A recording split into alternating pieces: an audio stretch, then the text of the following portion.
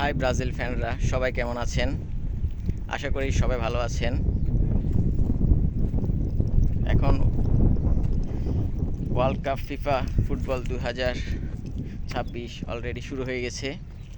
আমাদের Brazil team already মরক্কোর বিরুদ্ধে একটি ম্যাচ খেলে ফেলেছে।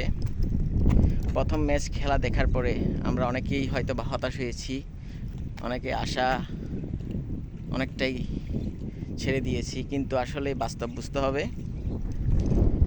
মরক্কোর বিপক্ষে যে ম্যাচ খেলেছে সেটা সে ওয়েদারে মানিয়ে নিতে একটু সময় লাগে।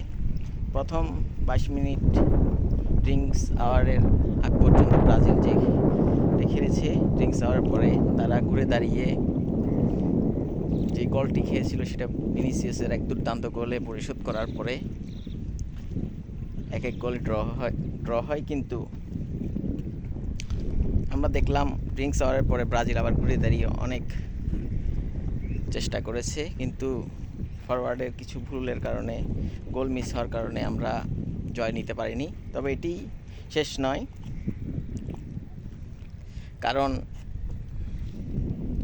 পরবর্তীতে আমরা আরও কিছু ম্যাচ দেখলাম।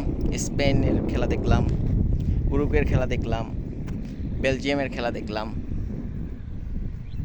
সেই খেলাগুলো দেখে আমরা বুঝতে পারলাম যে বর্তমান বিশ্বকাপ এত সহজ না।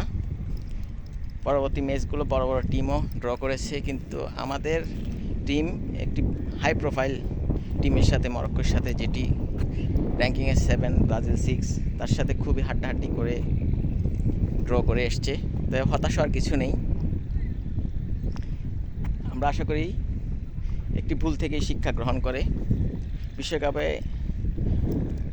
অতীতের অনেক রেকর্ড আছে, ভুল থেকে শিক্ষা গ্রহণ করে বিশ্বকাপ জয় করেছে। যেমন গতবার আর্জেন্টিনাও প্রথম ম্যাচে হারার পরে ঘুরে দাঁড়িয়ে বিশ্বকাপ জয় করেছে। তাই আমরা এখন হতাশ হতে পারবো না।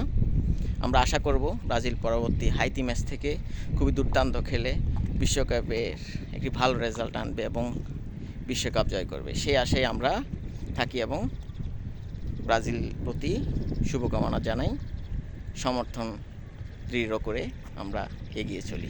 ধন্যবাদ সবাইকে।